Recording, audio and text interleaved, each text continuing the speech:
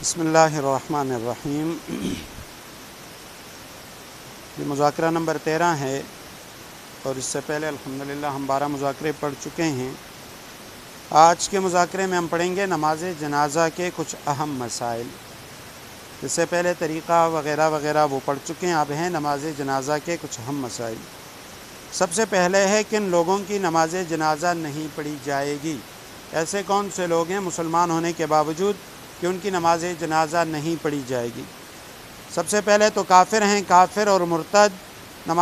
کافر اور مرتد پر نماز جنازہ نہیں پڑھی جائے گی، اس لیے کہ بعض سخت ترین جرائم کی حوصلہ شکنی کے لیے ان کے مرتکب مسلمانوں پر بھی نماز جنازہ نہیں پڑھی جائے گی اور نہ ہی ان کو غسل دیا جائے گا۔ نمبر 1، اسلامی حکومت سے بغاوت کرنے والا، مسلمان ہونے کے باوجود ایسے مسلمان کی نماز جنازہ نہیں پڑھی جائے گی۔ نمبر 2، ڈاکو۔ یہ دونوں عین لڑائی میں مر جائیں تو ان کو غسل نہیں دیا جائے گا، نہ ان پر نماز پڑھی جائے گی۔ نمبر 3، اپنی قوم کو ظالم جاننے کے باوجود محض عصبیت میں اس کی مدد کرنے والا، قوم کی مدد عصبیت میں کرنے والا اگر یہ مارا جاتا ہے تو ایسے شخص کی بھی نماز جنازہ نہیں پڑھی جائے گی۔ نمبر 4، مکابر اس شخص کو کہتے ہیں جو رات میں ہتھیار لے کر بے قصور لوگوں کو ڈراتا دھمکاتا ہو یا جو شخص لوگوں کے گلے دبا دیتا ہو۔ والدین میں سے کسی ایک کا قاتل بھی باغی کے حکم میں ہے، لیکن اگر یہ لوگ اپنی موت آپ مر جائیں تو ان کی نماز جنازہ پڑھی جائے گی، تاہم اس میں قوم کے معزز لوگ علماء اور پیشوا شرکت نہ کریں۔ اگر ایسے لوگ جو ڈاکو ہیں مقابلے میں مارے گئے، اسی طرح رات کو کہیں پہ ڈاکہ ڈالنے والا اگر وہیں پہ مارا جاتا ہے، ایسے لوگوں کی نماز جنازہ نہیں پڑھی جائے گی۔ اسلامی حکومت سے بغاوت کرنے والا بغاوت ہی کی حالت میں مارا گیا تو نماز جنازہ نہیں ہے، ڈاکو کی نماز جنازہ نہیں پڑھی جائے گی۔ ہاں، اگر اپنی موت مر جائے جنازہ تو پڑھی جائے گی، لیکن جو علاقے کے بڑے لوگ ہیں، عمائدین ہیں، وہ ایسے جنازے میں شرکت نہ کریں۔ آگے مسئلہ ہے خودکشی کرنے والے کی نماز جنازہ۔ خودکشی کرنا حرام ہے اور ایسا شخص فاسق اور گناہگار ہوگا لیکن کافر نہیں ہوگا، اس لیے اس کا جنازہ پڑھا جائے گا۔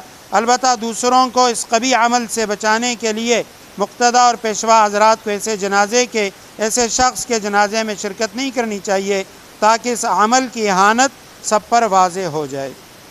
آگے مسئلہ ہے کہ میت کا اگر صرف سر مل جائے تو ایسی صورت میں آیا کیا کیا جائے گا؟ اگر کسی میت کا صرف سر یا بدن کا نصف سے کم حصہ دستیاب ہو تو نہ اسے غسل دیا جائے گا، نہ ہی اس پر نماز جنازہ پڑھی جائے گی، بلکہ اسے پاک کپڑے میں لپیٹ کر دفنا دیا جائے گا۔ آگے مسئلہ ہے کہ نصف دھڑ سے اگر کم بدن مل جائے، نصف بدن اگر مل جائے اس کا غسل بھی ہے، جنازہ بھی ہے، لیکن اگر نصف سے کم مل جائے یا نصف جو ہے یہ یعنی اس کا تعین کیسے کیا جائے گا؟ کہہ رہے ہیں کسی میت کے بدن کا نصف سے زائد حصہ خاص سر سمیت ہو یا سر کے بغیر اگر موجود ہو تو اس کو باقاعدہ غسل اور کفن پہنا کر نماز جنازہ پڑھی جائے گی، اور اگر صرف نصف حصہ دستیاب ہو تو دیکھا جائے گا اس کے ساتھ سر ہے یا نہیں۔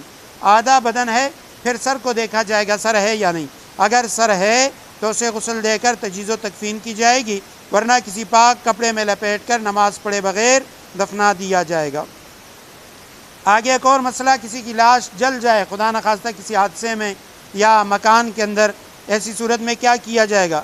اگر کسی حادثے میں لاش جل کر بالکل کوئلہ ہو گئی تو اسے غسل نہ دیا جائے گا، نہ نماز پڑھی جائے گی، بلکہ کسی پاک کپڑے میں لپیٹ کر دفن کر دیا جائے گا۔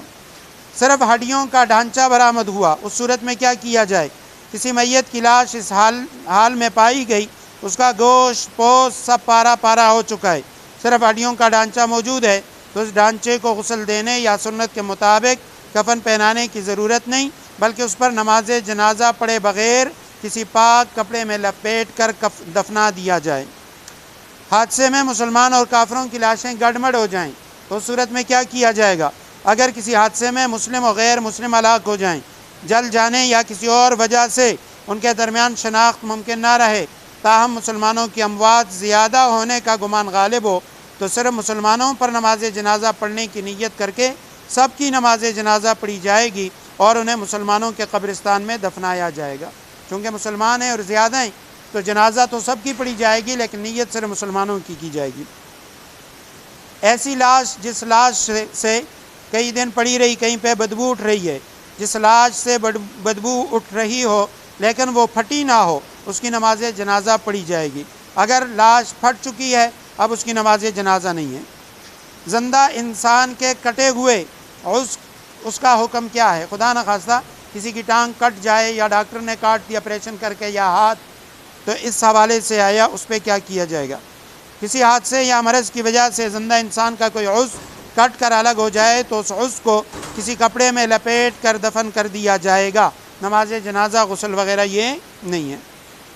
اگر کسی لاش کے اکثر اجزاء دستیاب ہونے پر اس کی نماز جنازہ پڑھ کر تدفین کر دی گئی اور بعد میں کوئی اور عضو دستیاب ہوا، جنازے کے بعد جب دفن کر دیا اس کے بعد پتہ چلا بھئی اس کی ٹانگ مل گئی یا ہاتھ مل گیا خدا نخواستہ کسی ایسے حادثے میں، تو اب اس پر دوبارہ نماز جنازہ نہیں پڑھی جائے گی بلکہ کسی کپڑے میں لپیٹ کر دفن کر دیا جائے گا۔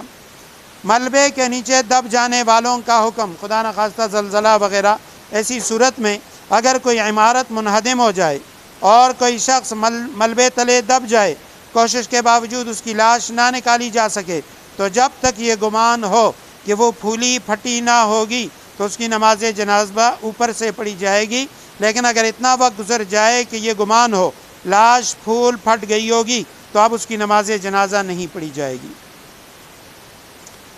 جنازہ پڑھانے کی وصیت کرنا، بعض لوگ کہہ دیتے ہیں جی میرا جنازہ فلاں شخص پڑھائے گا، علماء کرام کہتے ہیں ایسی وصیت یہ باطل ہے، اس کے اولیاء پر ورثاء پر ایسی وصیت کا پورا کرنا لازم نہیں، کیونکہ جنازہ پڑھانا ورثاء کا حق ہے۔ تاہم اگر اولیاء میت اس شخص سے نماز پڑھوانا چاہیں تو اس میں کوئی حرج بھی نہیں ہے۔